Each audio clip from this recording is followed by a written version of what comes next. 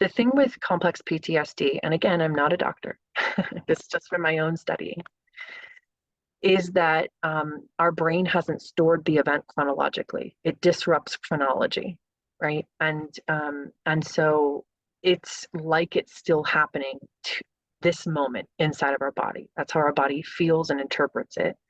And that stress changes our heart rate. It changes all kinds of things within our body, the way that our body functions. That trauma stays and is literally stored inside of our body. Mm-hmm. The thing about EMDR is it functions like sleeping. So when we sleep, we have rapid eye movement that helps us to store memory, right? And to store events and to process our day and to process feelings and to process all these things. EMDR, and this is my layman's term, this is my layman's version, my interpretation of it, right? It helps us to mimic that behavior so that we can store these events chronologically. And the interesting thing about it with EMDR is that you don't actually have to say anything. You can just bring the event up in your mind and you can give it a new ending while going through EMDR. You don't even have to be saying anything to the therapist. Listen to the vibes.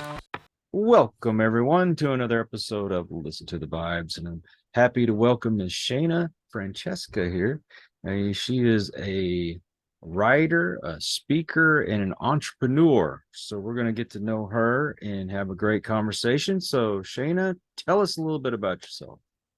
Yeah. Hi, my name is Shana, and I am the founder and CEO of Consonate. And it's a life design company. I'm a life designer. And what does that mean? It means I focus on intentional living and intentional leadership. It's the short of it, the very short. And how did you get to that point? So I started out my career as an interior designer, but if we back up even before then, I grew up in a severely abusive household. And I became acutely aware inside of my body and inside of my spirit that my physical environment was one that I did not feel safe in, and I needed to. And there was a connection between my mental health, my feeling of safety, and my feeling reflected in my physical environment and feeling safe to take up space in my physical environment. And so eventually and very soon, in my teen years, I started to recognize like, hey, I think I need to figure out a way to do this that doesn't butt up against my parents. I don't know any other way to say it. It just doesn't cause friction in my relationship with my parents. I had to really be careful about how I navigated those interactions. And so I started reading a lot of books and taking quotes. So one of my favorite authors growing up was C.S. Lewis. And I actually never have read The Lion, the Witch, and the Wardrobe. I've only ever read his book, Till We Have Faces, which is one of my favorite books of all time, and all of his nonfiction. So I began reading, and many of his books at the chapter heading, there's these beautiful quotes from, writers and thinkers and philosophers. And I would take all these quotes that I would find. And back in the day, we actually had physical calendars. Yeah, I remember those days. Right, inspirational quotes on them. And so I would save those covers, those pages of those months that felt inspirational. I would put them up all over my wall, and I would write quotes on index cards, which in fact I still do. This is in fact an old school index card. I still have them. People still write on things. And I would put them all over my walls. And so it would be this really beautiful reminder of there are other people who've been through really terrible things, and they've accomplished incredible things in this world. And although it might be hard, I can do it too. And not only can I do it, and I'm not doing it just for myself, I'm doing it for all the other people in the world who are in also difficult situations, whatever that looks like, and don't feel safe in this world either.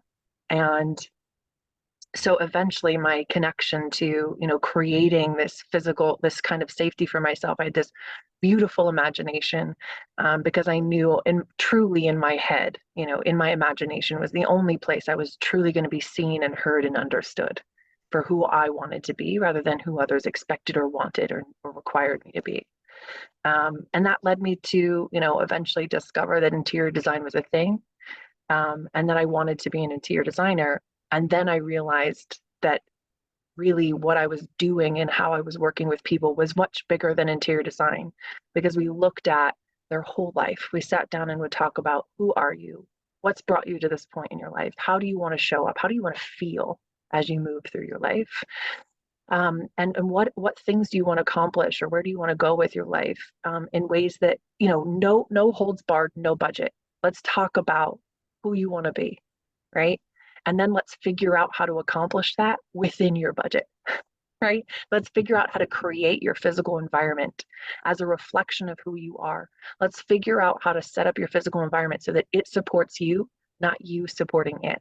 Let's set up your physical environment so it's the stage from which you tell the story of your life, and not in a performative way, in the way that when you enter into a play, right? There's a stage that's set up to give you a vibe, to give you context clues, to support what's about to be acted out on that stage, right? In that way is the way that your home, because we spend 2/3 of our life inside of our home, needs to be set up. That our work environment, where we spend about another third of our life, needs to be set up, right? And that those things are reflections of culture and of how we feel about ourselves, right? And so when we have to look at those things in tandem. We can't just change a physical environment and think that's going to change our life. But as we change our physical environment, we give ourselves permission to take up space in new ways and to practice being intentional in the world. And then it sends these beautiful signals to our brain that then help us to show up in those ways in other aspects of our life, right? So there's Mhm. this deep connection between them. And so my work went from being kind of people's life coach and interior designer to looking at it in a more holistic and a more like high level way and calling it life design, and talking about, being intentional in every aspect of our lives. And I talk about specifically whether in corporate environments, intentional leadership, because that affects culture. Mhm. Unintentional leadership in our own lives affects the culture of our home and affects the way that we connect with all the people around us. So you can tell quite a bit about a person by just kind of walking in and seeing how they've designed their home. Yeah, yeah, and people think that that means that their home has to be really well organized or really perfectly designed or really perfectly curated, but that's not what it means. What I'm actually doing when I'm with someone inside their home or inside their office environment, or we're just talking about their life, right? I'm paying attention to what they're saying. I'm paying attention to what they're not saying, to what they're avoiding talking about. I'm Mhm. watching, if we're in their home, I'm watching the way that their body is responding to their physical environment. I'm paying attention to where they're leading me in their home and where they're avoiding letting me see. Right? Like I'm paying attention to all these different things because there's so many cues within our body, right? Mhm. And so, yeah, I mean, I don't work with people doing interior design work as much anymore. My work more focuses on speaking at events and facilitating workshops and really talking about this, living our lives intentionally and being in community with one another. Because as an interior designer, I could only work with, at max, I've been able to work with 12 people, but in group coaching and in facilitating workshops and speaking at events, I could be speaking to hundreds and thousands of people at a time, right? And working with Mhm. and changing and affecting change in their life and helping them to become, find actionable steps to becoming more intentional. So I still love doing the interior design work. I just don't do it as much. I kind of max out at 3 clients now, where, I'm really focused on having these conversations with people. Well, my office in my favorite part of the house is all decorated with Kiss. So Mm. so Hey, so I'm afraid to see what you think about me. no, I want to we have time for a story? Sure. There was a woman, after I was talking about life design, there was a woman that came up to me after the talk, and she was like, "Hey, I know that I need to do something with my house. It's just, I'm in the middle of a divorce and I've got all these posters up all the wall and I know I need to take them down." And I was like, "Hold on, let's hit the pause button. Can I ask you some questions?" She's like, "Sure." And I said, "What are the posters of?" And she's like, "They're of concerts." And I could see the way her face lit up. This is why I'm saying there's way too more to it than, this is not me enforcing my design on other people. I said, what are they of? She said concerts, and she was so excited. Her face showed it. And I said, great. Are they concerts you've been to? Or are they bands that you love? And she's like, yes. Yeah, they are. And I'm like, were those posters up on the wall while you were married? She said, no, I didn't feel like, no, they weren't on the wall. I said, do those posters remind you of maybe you're wild, an aspect of yourself that you didn't feel like you could bring into that relationship, at least in the end? She's like, yeah. Like, then they belong on the wall.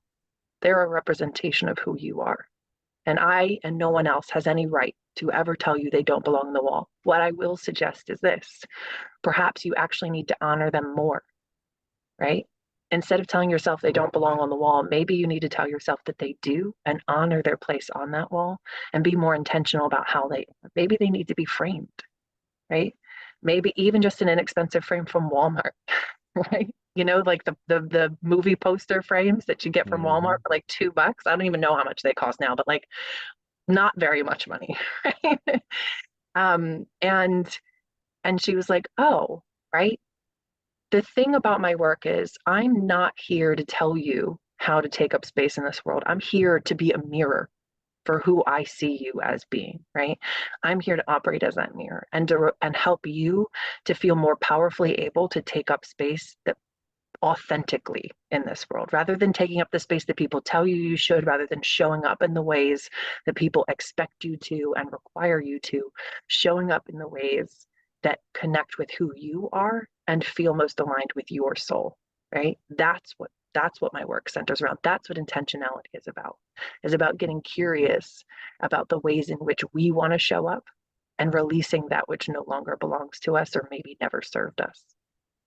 Well, it's funny because the last few years I started collecting stuff again. Yeah. And when I got my posters this time, because used to when I was a kid, they just tacked right on the wall. But now I have them framed. Yeah, good for you. Yeah. So the point of my story is good for you for having your room covered in Kiss. If Kiss is what brings you joy and you connect to their lyrics and the music and the culture of the music and all of that, because music is one of those things that connects to our souls very quickly and easily, right? Oh, And yeah. music is, so literally energy is vibration, right? It's reflected in vibration. So music is like like one of the purest forms of energy. I'm not a scientist here, right? But I'm just talking about like as a human being, right? Hearing sound, that's vibrational energy, right? And so music connects to our souls, that vibrational energy that it brings with us in beautiful, beautiful ways. You know, that's why music is one of those things that changes the world, right? Because it just connects with us on a deeper level, even if we don't know what the words are saying, right? If it's in another language, we oftentimes can sense the energy of it. So I think, I mean, bravo. Like I think music is one of the things we need to honor more of in our life, not less. Oh, yeah. It's cool as my wife has she's pretty much the same way of thinking, Yeah. when it comes to some of that stuff.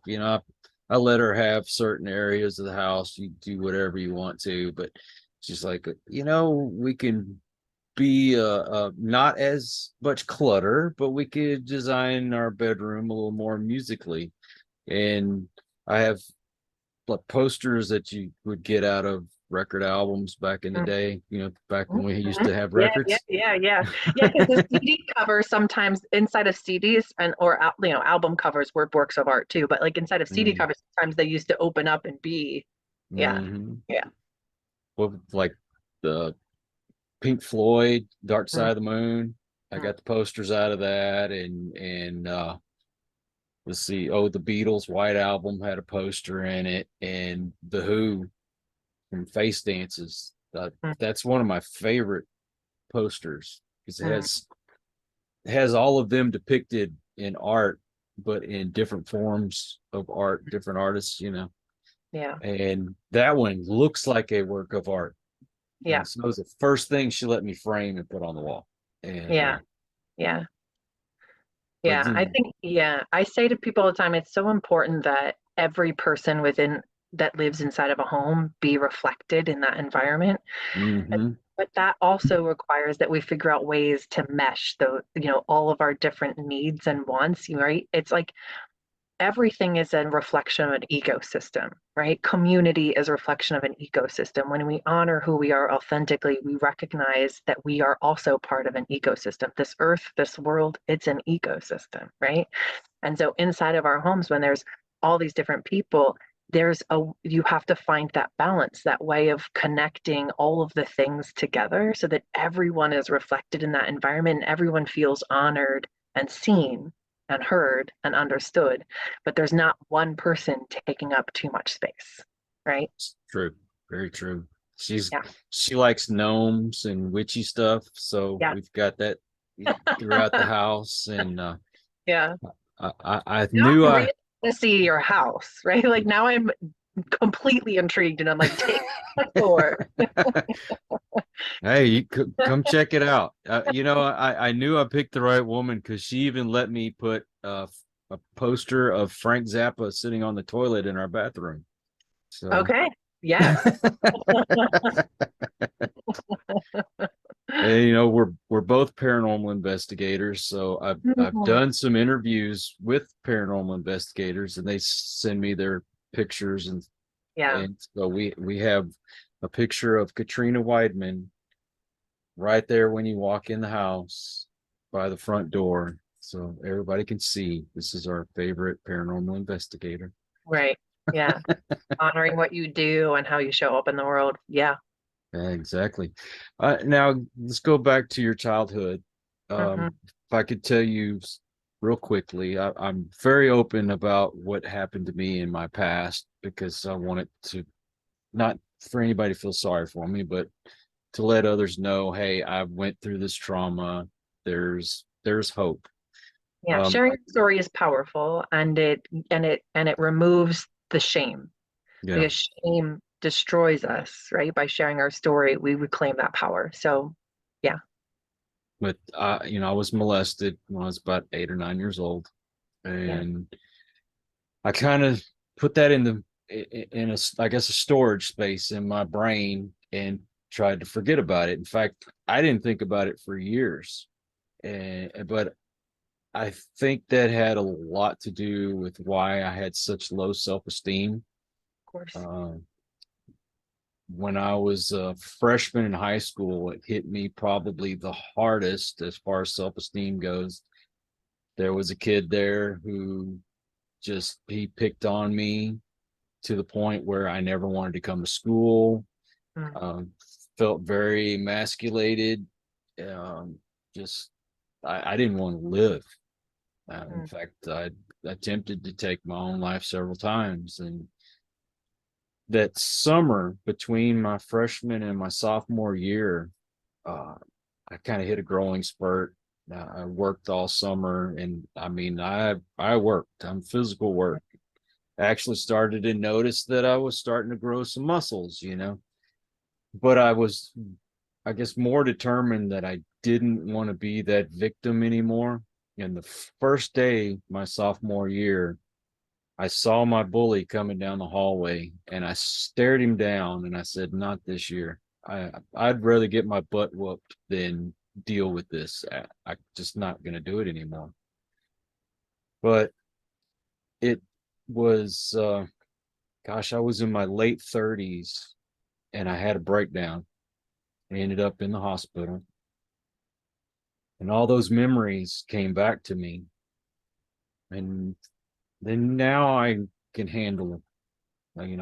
I went through a lot of therapy and I could go through meditation. So Yeah.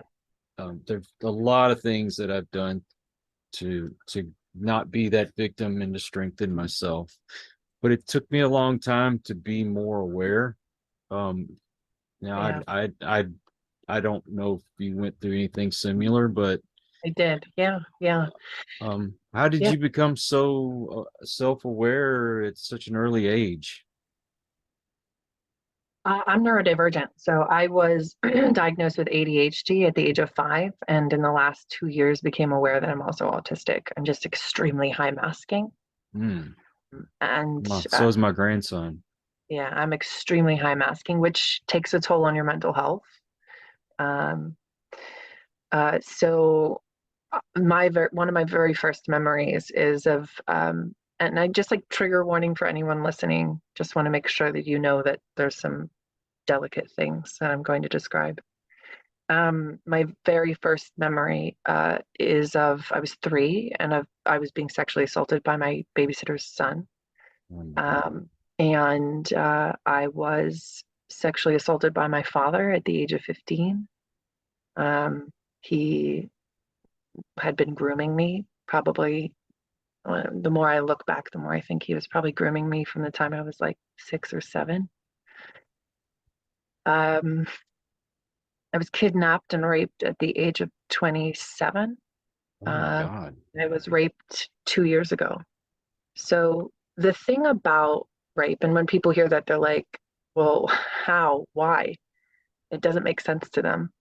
First of all, the rates of rape and sexual assault amongst neurodivergent women is 90%, Oh my 90, God. 90%, 9 out of 10. The reason is that statistically speaking, and this is backed up by crime psychologists and whatever they're called, but studies have shown over and over again that most rape is committed by men, 96%, and that it is not about sexual desire. It's about control. It's about making sure that a woman or anyone, because not all rape is against women, is she knows her place, right? It's create or they know their place, whoever it is that they are they're not in control in that moment. And because I'm neurodivergent, I am very keen to pay attention to logical fallacies. I'm very inquisitive and I ask a lot of questions. And I've come to understand that the way that men communicate is kind of through monologue, right? They want you to just listen. They don't want you to ask questions. They don't want you to engage. They just want to be heard and believed, and that's it. Mhm. And that's not who I am. And if you say something that doesn't make any sense to me or I know to be false, I'm going to ask questions. I'm going to inquire as to how you might have come to that conclusion. I'm going to, engage with you, or I'm just going to show up as my full self, and be in a conversation with you and be, engaging in that conversation. And to many men, that is a violation of their authority. And so just by being who I am, um, by showing up in the world in the ways that feel authentic to me, I am a challenge to men. And so uh, I've, I've been also stalked several Oh my times. gosh. It's it's a thing of like men either try to keep me or put me in my place, right? Or both. Um, and so I've come to learn, that the minute my intuition says something's not right, or the minute something isn't aligning properly, the very second I need to get out of there. Because in the last case 2 years ago where I was raped, he got me into a location where there was no one to help, and then he took my phone. And he worked for a very influential organization. And so I was afraid that if I fought back, that I would be sued, which is there's precedent for that. And so I did not fight back. I just cried. And he pretended like he didn't notice. But I got out alive, right? And so, there's a lot of trauma that comes with that. Um, there's a lot of things that come with that, and having to work through that and heal from that and recognize that not only like do I have complex PTSD from growing up, and so my body doesn't go into fight or flight, it goes into freeze.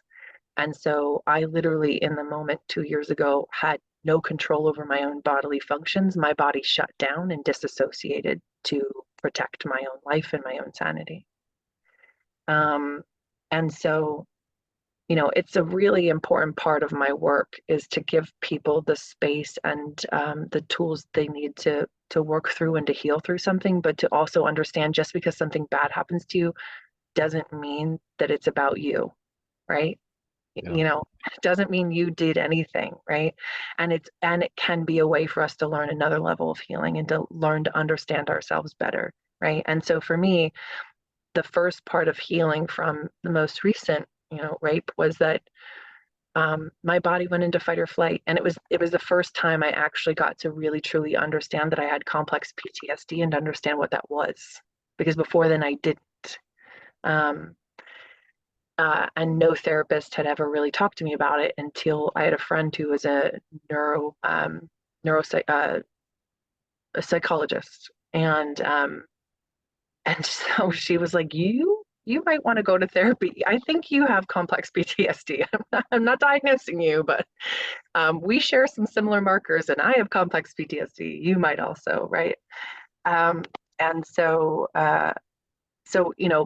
a huge portion of my work is giving people the space to feel their feelings, to understand that we all have trauma, and it's not the same, but we all have it, and that we all need safe space, both psychologically, spiritually, and physically. And how do we do that? How do we learn how to be in community with each other? How do we learn how to be intentional? How do we learn to stop harming each other and to take accountability when we do, right? I mean, that's the thing. We're all very, very human, and we don't always recognize that we're the problem, right? Like that we are actually harming someone else because we have Mm. unresolved trauma, right? And so being intentional about our lives and being intentional about the people we surround ourselves with and being intentional about our healing journey, and living in community with each other and sharing resources and understanding what that means, is a huge part of us collectively healing and moving forward in healthier ways. Well, I was my own worst enemy because I got to a point where I just let people walk all over me. Right. Yeah. Um, I still don't understand why anybody would want to force themselves onto someone. To me, it's a turnoff for somebody to say no. But it's not, but if we remember that it's not about sexual desire, that it's about control, right? And when men are required to show up in specific ways in this society, right? They're required to show up as the person with the power, the person with the money, the person with the strength. And there's not much wiggle room in the way that men are required to show up. If a woman then shows up, or any person shows up and challenges that, and it feels like an attack to your own personhood, it's a way for people to reestablish what they feel like, how their power, right? And it's a Yeah. very harmful and unacceptable way. But it's part of the reason why we need to address these things and heal as a society, because until we remove the requirements and the categorization of how people are required to show up, there's going to continue to be aggressive harm against anyone who challenges those categories, right? Yeah. Um, I watched a show that was back in the 60s, and I saw these people who they're rich, and they just expect everybody to drop everything for them, and whatever they asked you had to do just because they were rich, that whole power structure. And like, God, people really act that way. And I see people nowadays that act that way too. It's, Yeah. I guess, because I'm not rich. I don't get it. I mean, I think so much of our society is harmful in the way that we're supposed to extract wealth in order to gain power, and extracting wealth is exploitation, right? When we're not sharing in the resources. Human beings are the only beings on this planet who have to pay to live here. And yet we systematically deny the resources, money, required for people to be able to buy what they need to survive: a house, food, clothing, right? And not just any house, but a safe house, right? One that's well kept, and they can feel safe, as they can pay their mortgage, they can afford these things, right? 60% of Americans make less than $40,000 a year, right? And minimum wage in most places is less than it was during the Great Depression. Federal minimum wage is less than it was during the Great Depression. If we adjusted, for inflation, minimum wage would be no less than $23 an hour, right? And we see corporations and we see, heads of corporations making 350, 400 times their average worker, right? Which is an insane amount of money, right? So the people who are helping you to build that corporation and are running it on a day-to-day basis can't even pay their bills, and you're making 400 times what they make, right? We have to start understanding that everything we do affects each other, and people need to afford to live, right? Period. Yeah. And people need to be held accountable for making sure that their people can afford to live. Yeah. Well, I mean, I totally get that, but people also need to be more responsible, because I know too many folks, you put money in their hand and they're ready to go blow it on stuff they don't need, or doing things they don't need to do.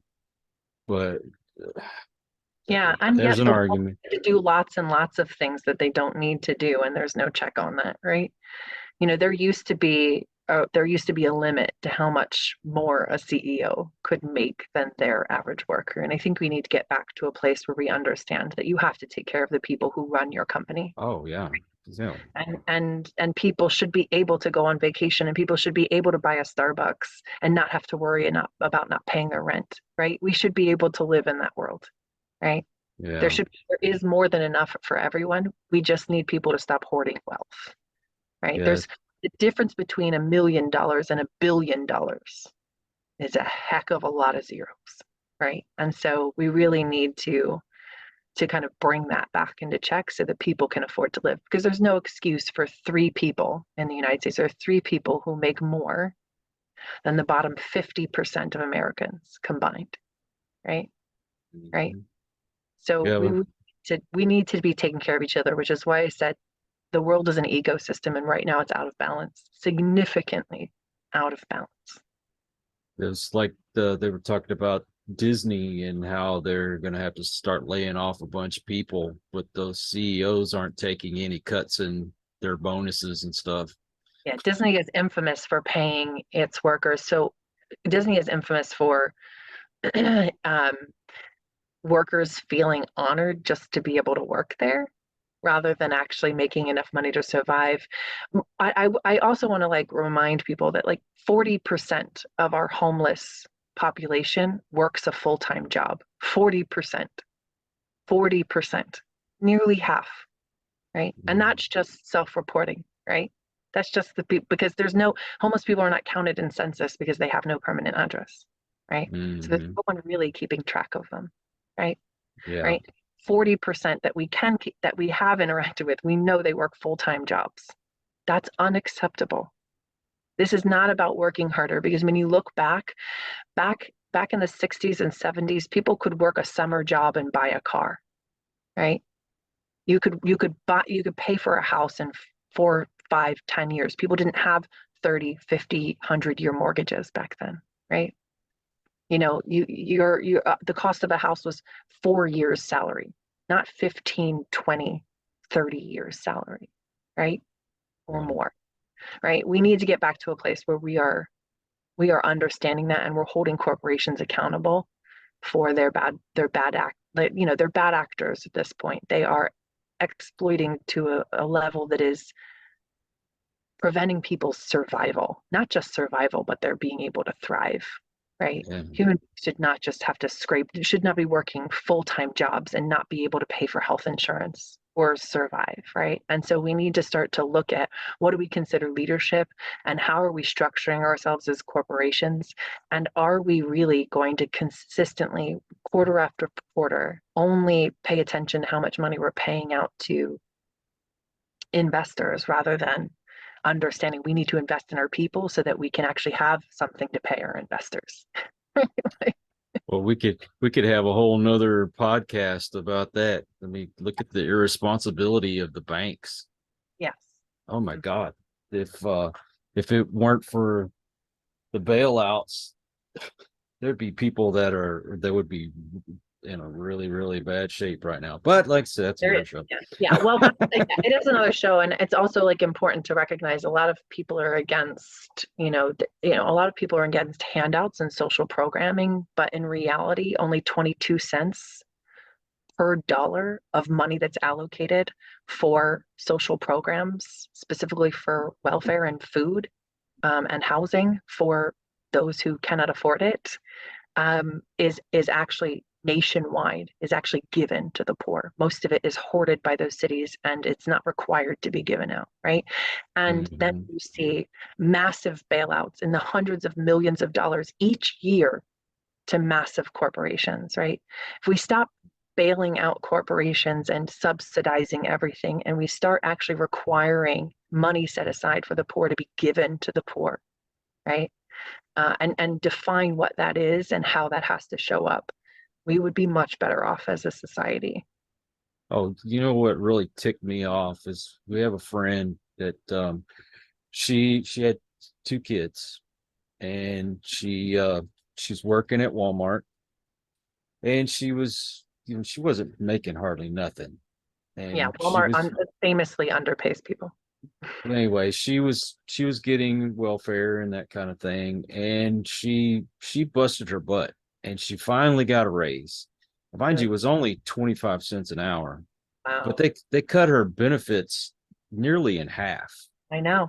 I know. It's not okay. She made 25 cents more per hour, and then you're cutting her benefits in half. So now she's got to try to figure out. Meanwhile, if we held corporations responsible for actually paying their people a living wage, we wouldn't have to provide social programs that way. And we Right. wouldn't have to worry about it. And we wouldn't, you know what I mean? Like it's all connected. And we just have to understand that most of the propaganda, and also understand that those news media outlets that we're listening to, most of them are all owned by the same four companies, right? Fox News and ABC are both owned by Disney, Hmm. right?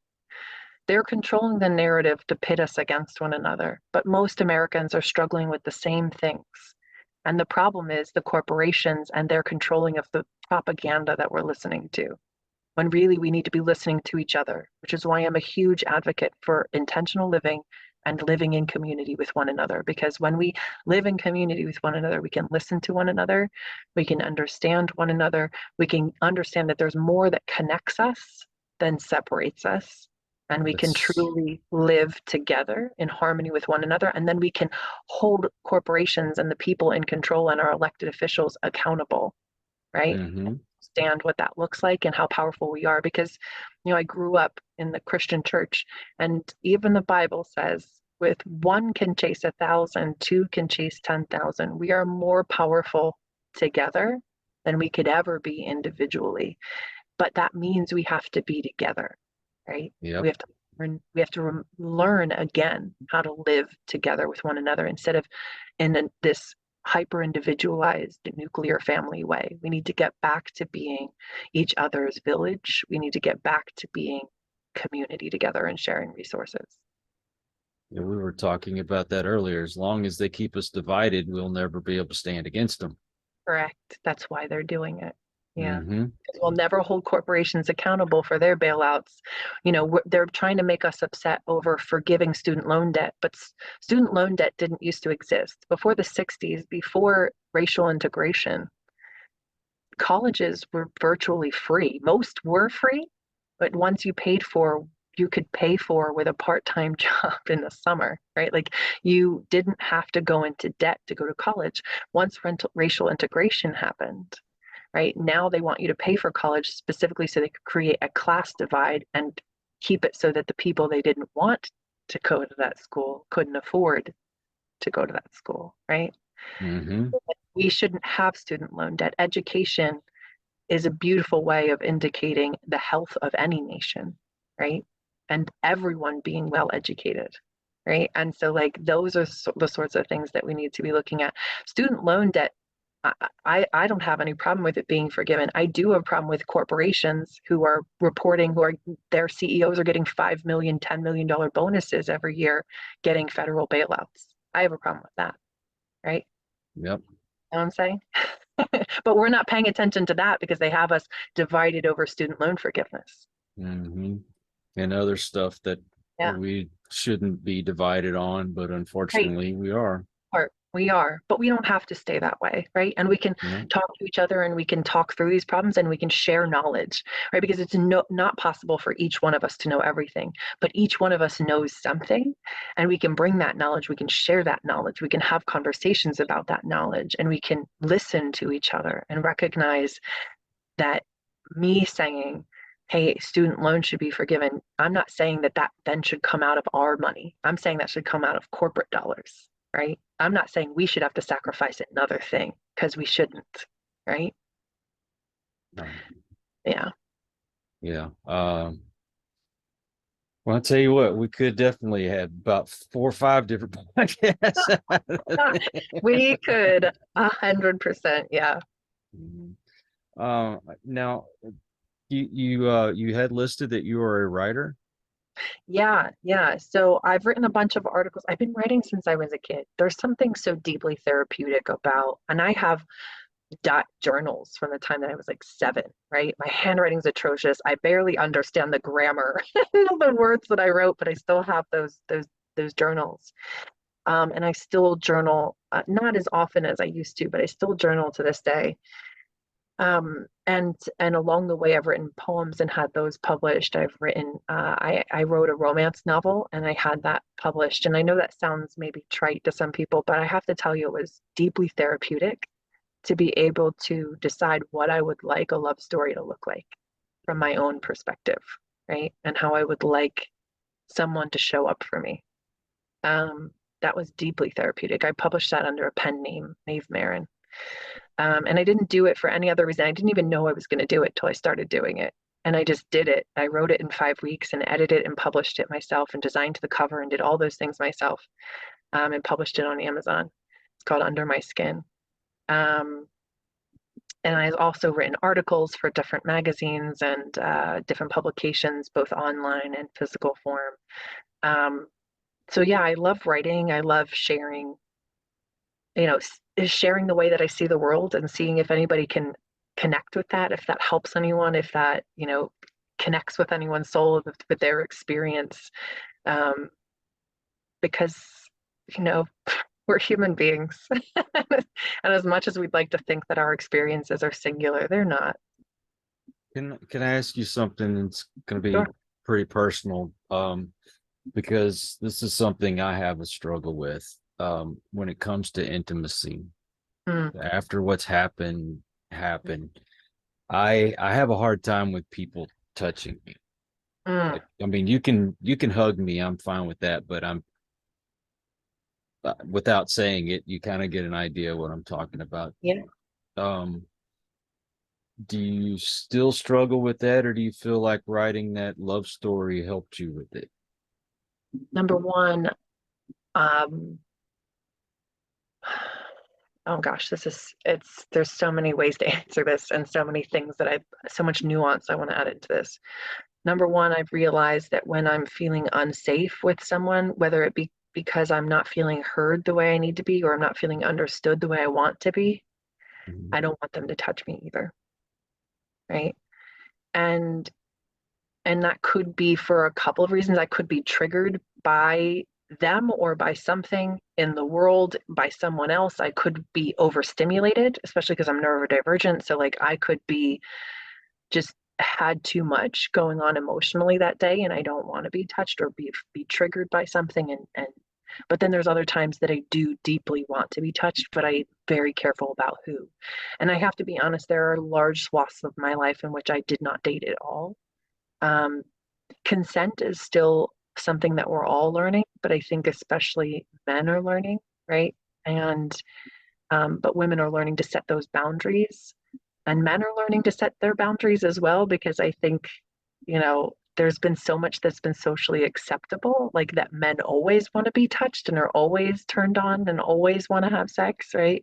And I think that's as harmful as men objectifying women. Um, so there's I have to be honest that like for most of my life, my intimate life was unhealthy in that I chose people who were deeply not healthy people. and they were just lovers. Had no real relationship with, because I needed to create that separation, because I would never choose them and I didn't want them to choose me. So there was no vulnerability there, right? It was deeply unhealthy. Now that I'm at a place where I'm want to be vulnerable and deeply connected with somebody, I'm much more careful about who and how I spend my time. And if someone that I'm with is violating my boundaries in any way, shape, or form, not listening to them, not observing them, right? I'm not talking about a long-term relationship. I'm talking like first date situation, right? They're talking over me.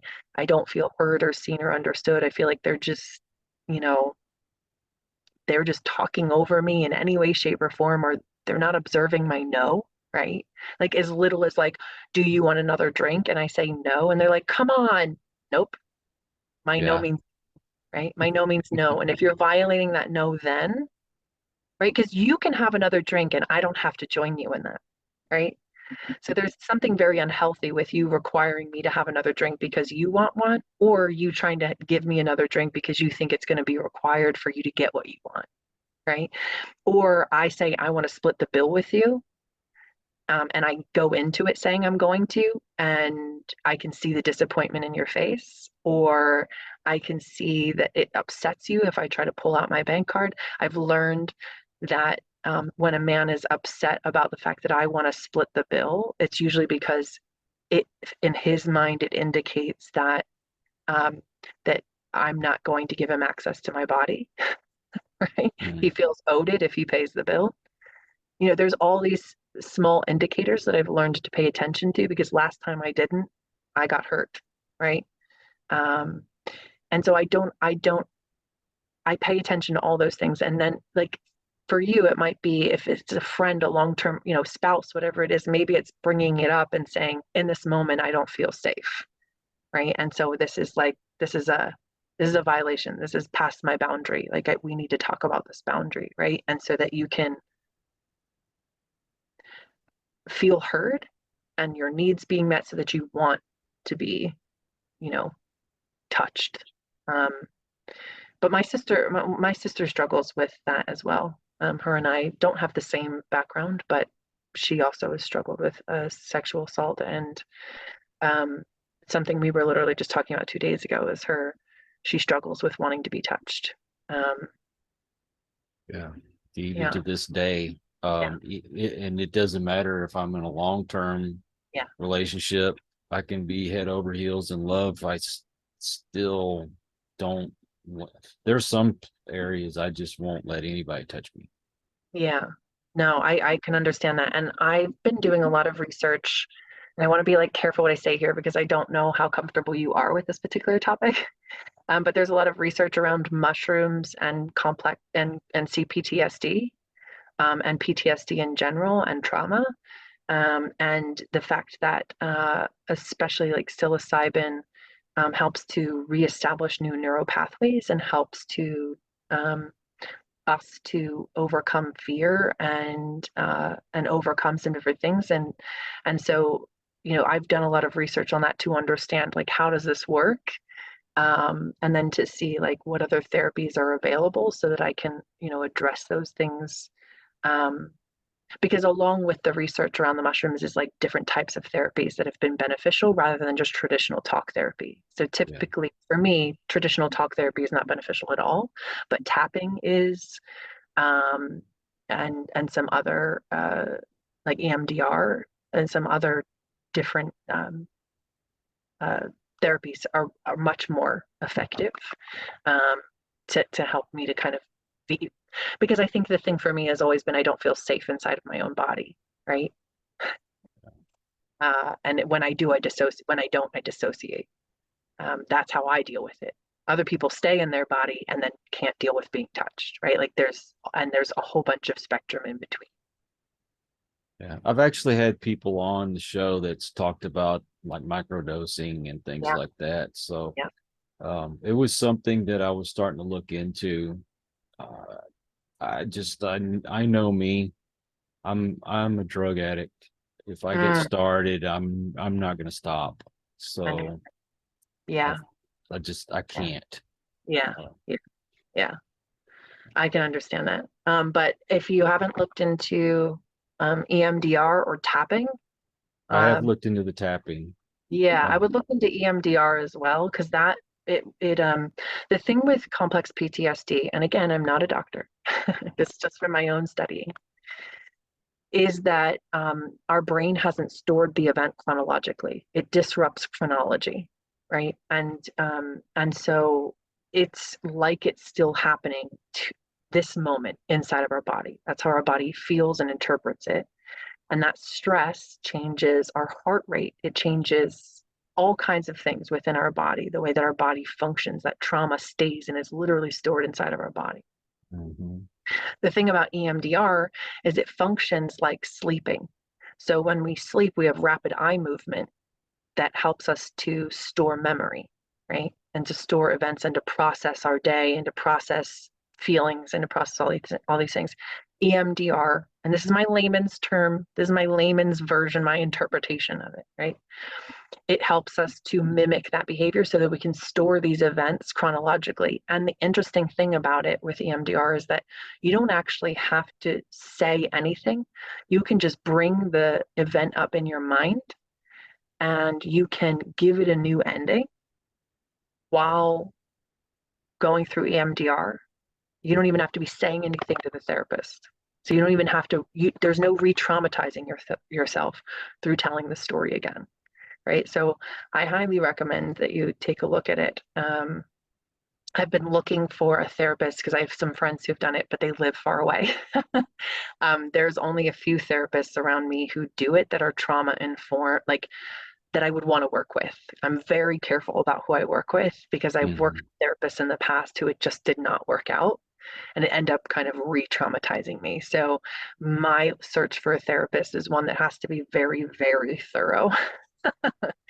And has to align with me because I worked with a therapist like a year ago and she wasn't bad. She just it wasn't helpful. She didn't understand that my trauma, or she didn't seem to be able to help me with the fact that I have a hard time being inside my own body.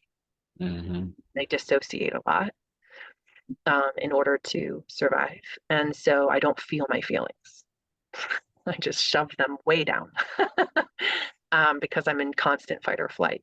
So that's something that I'm specifically for myself looking at diving into. Yeah. For me, I basically go hide. Mm, I would rather walk away and hide than to face it. yeah, yeah. Uh, I I understand that impulse completely. I'm sorry, go ahead. no, say like confrontation. Yeah, I would rather just I'll let you win the argument. I'm walking away. I don't want to deal with it, yeah. and I that can't be healthy either. No, my mom's that way. She Uh, cannot stand, and she has her own trauma. She cannot stand conflict. She has no tolerance for it whatsoever. It sends her, it sends her internally into a not safe place, right? Like I can't imagine. Like she just goes into full fight or flight, and for her, flight is her response. Where my response is freeze or fawn, typically. My body bypasses flight. It just goes right to fight, freeze, or fawn. And for her, it's flight. For her, it's flight. yeah. Yeah. Whenever I get the gumption to maybe to argue back, that Mm, lasts about 5 seconds, and then I'm give up. yeah. You know, I just Yeah. can't. Yeah. Yeah. Uh, Yeah. um, It's tough being I get human. it. That's why we Yeah, have to get together. We really do. is. Yeah. Um, and you are you're a speaker, and Yeah. you were talking about that earlier. Mm. Do you like book your own engagements? Do you Yeah, I'm part how of do a you couple of speaker bureaus. People can reach out to me directly, but I am on I'm a Speaker Hub. You can find me on there. Um, but yeah, you can also book with me directly. just we can work out. I have a couple of speaking engagements coming up this year where I either was on a podcast and they reached out to me, or the podcast host was actually had an event, and I'm, speaking at it in October. But yeah, you can reach out to me directly and we can work out the contract. I have one that I just adapt to whatever the speaking engagement is. But yeah, speaking about living our lives intentionally, and intentional leadership is and curiosity and living in community together is the focus of my work. And I spend a lot of time, sharing through podcasts, through speaking engagements, through workshops. I've spoken through at a couple of networking events, and typically, people really connect with what I'm talking about and the way that I approach it in a non-judgmental way and in an actionable way. That typically, it's sold out crowds, whatever size they are that I'm speaking to. And people really do they come up to me, and I've had hosts, actually podcast hosts, reach out afterwards and share some of the comments that people have made on the particular episodes, which has been really beautiful. That changed their whole perspective and changed their whole mind about how they live their life. And that's why I do it, because speaking out and speaking about these things is we need it. We need to be having these conversations. They are life-changing. Well, for me, and I can only speak for myself, but I know there's others that feel the same way. I can't connect with someone unless they kind of know what I've been through. Yeah. Like if you read it in a book, Mm. you're not going to do me any good. I can tell when I'm talking to somebody if you've been through the same things. Yeah. And so I will be able to identify, and you will get through to me a lot easier if I know you've been through something even the same or similar. Yeah, and I think that also has to do with people's perception, because I think people haven't been through something similar, or maybe they have and they're not letting themselves recognize it or deal with it or acknowledge it.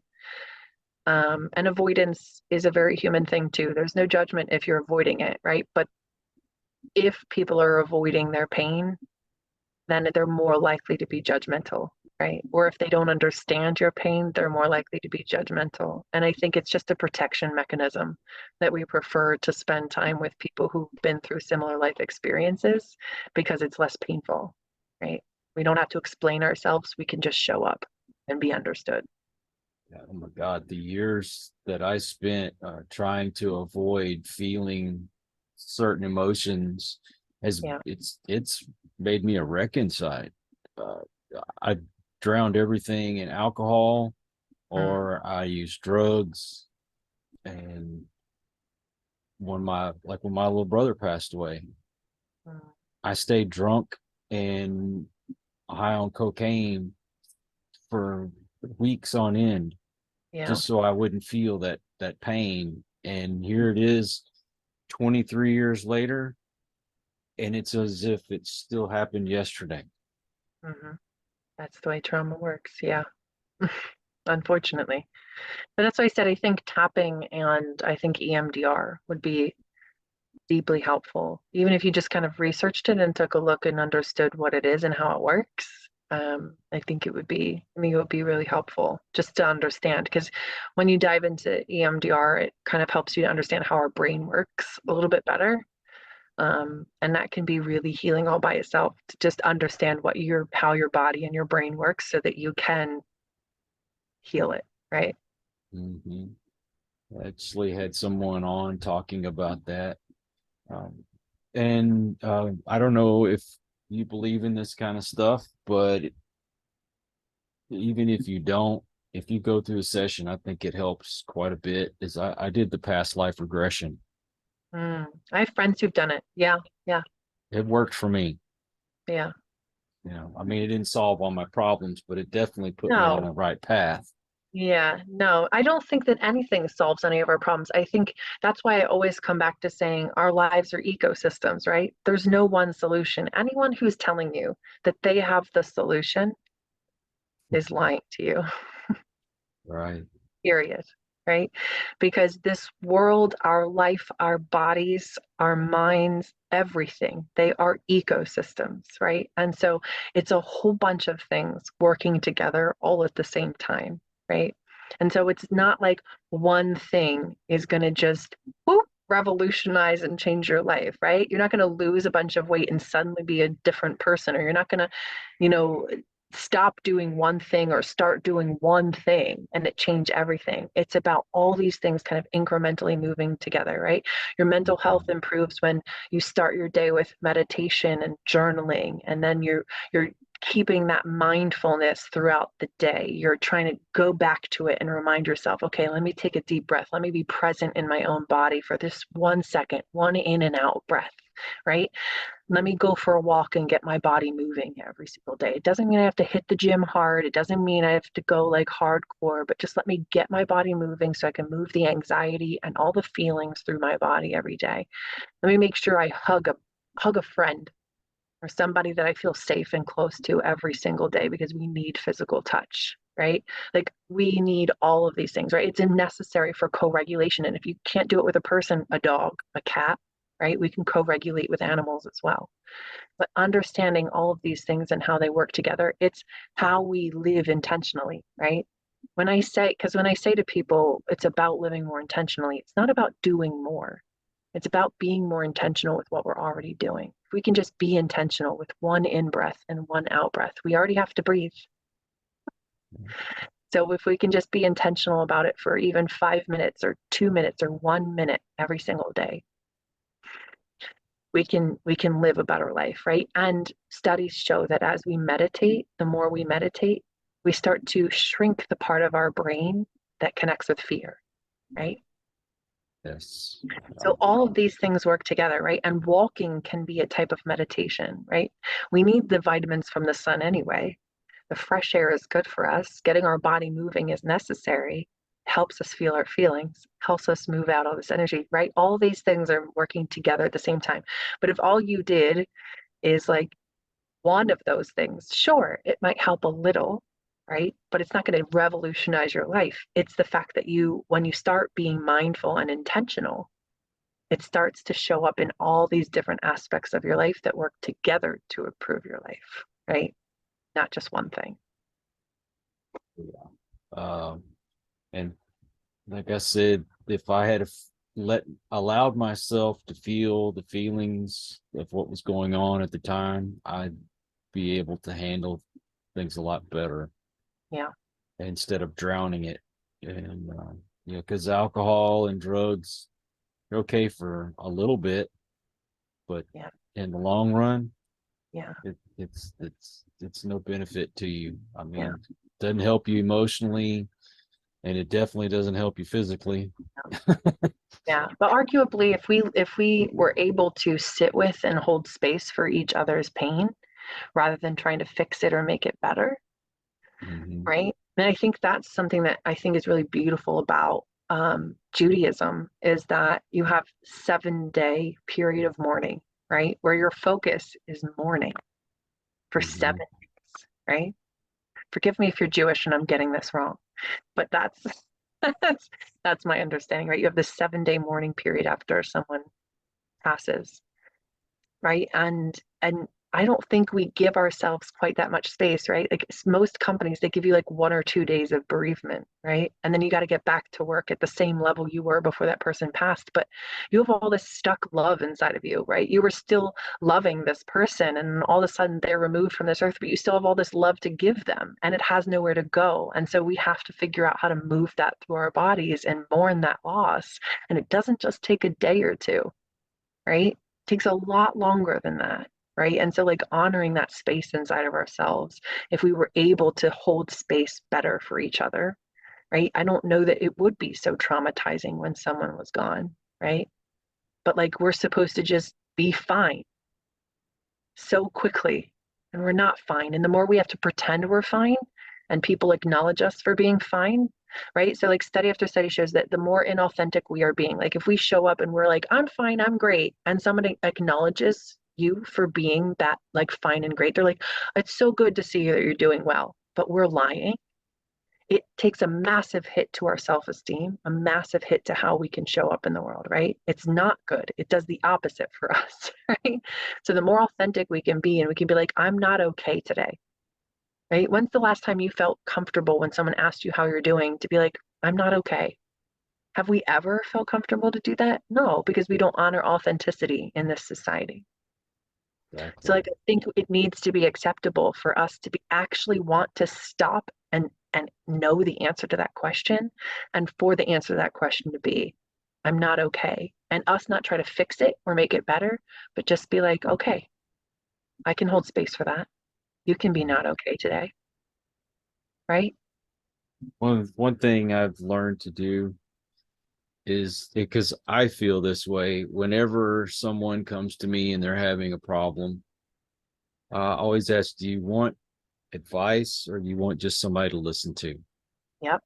Yeah. Or I mean, do you want them to listen to you? Yeah.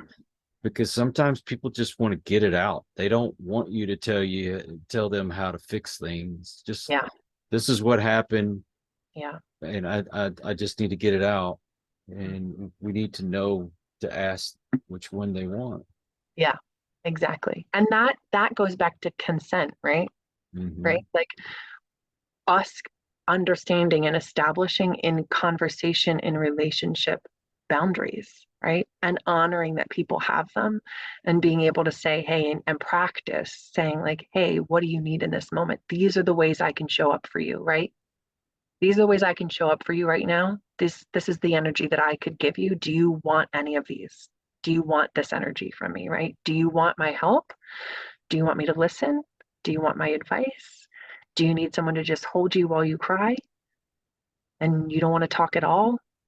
How Mm-hmm. can I show up for you right now? Right. And give somebody options based on what you can give in the moment, right? It's this reciprocity, this conversation, and living in that nuance and living in the uncomfortable is what we're meant to do as human beings. We're meant to be living in the uncomfortable. Life is not meant to be comfortable. We've been lied to.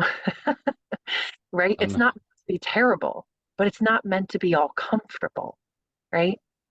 The messiness of life is where all the joy lives, right? That's where all the joy lives. All the true connection lives in the messiness. The more we try to make it perfectly clean, the less human we become. Ain't that the truth?